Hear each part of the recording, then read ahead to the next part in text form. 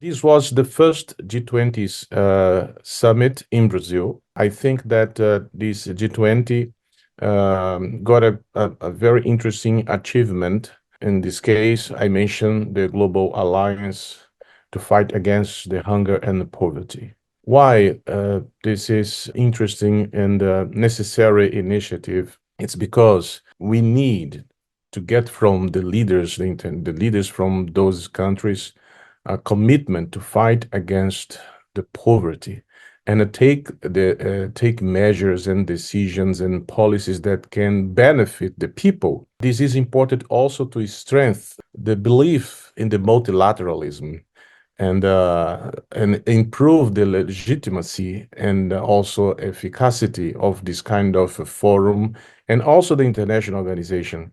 I think this global alliance to fight against hunger and poverty express the voice of the global south as well. All developing countries claim for a reform of the international system. It means a reform of the international organizations in order to give more voice and also more opportunities to the developing countries to take part in the decision-making process that, in fact, influence their realities. Actually, China has been developing a very stable foreign policy and also a very positive and creative foreign policy. When I think about, for example, the four initiatives, global development initiatives, global security initiatives, global civilizations initiative, and of course, the Belt and Road initiatives, all of these initiatives shows how China is committed to the development and also to the peace.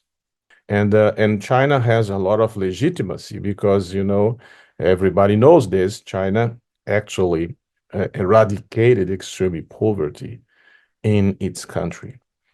So in almost 40 years, almost 800 million people in China, they are not living in an extreme poverty condition. So it's a huge achievement in the Chinese history and also in the history of the world.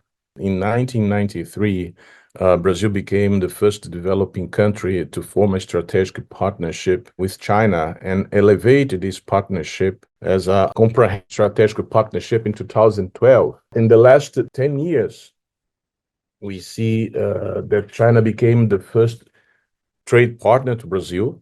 Last year, the bilateral trade account for $157 billion. And Brazil has a surplus around $50 billion. So for Brazil, China is the number one in terms of international trade, and there are a lot of Chinese investments in Brazil, almost 500 Chinese companies in Brazil, very active Chinese community in Brazil. And more and more people in Brazil are showing their interest to learn Chinese language, Chinese culture. There is a huge improvement. If we compare to 10 years ago, now the Brazilian people, they have a better idea and image about China, especially because of this, because of the Chinese companies in Brazil, important companies like State Grid, BYD, Great Wall Motors, Tencent, Quais, several companies connect to technology, importation, exportation, etc.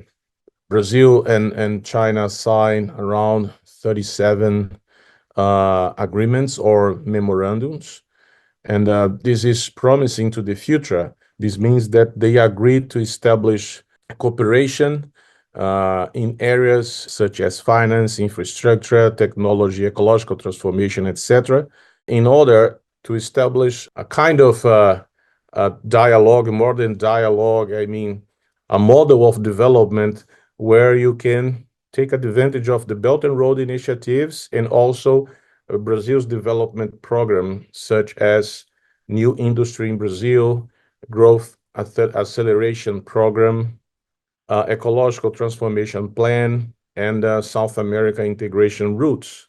So this is the new, expression to to say how this bilateral relation became so important. And of course, Brazil and China as important representatives of the global South and the members of G20 and BRICS, they have common positions on major international and regional issues.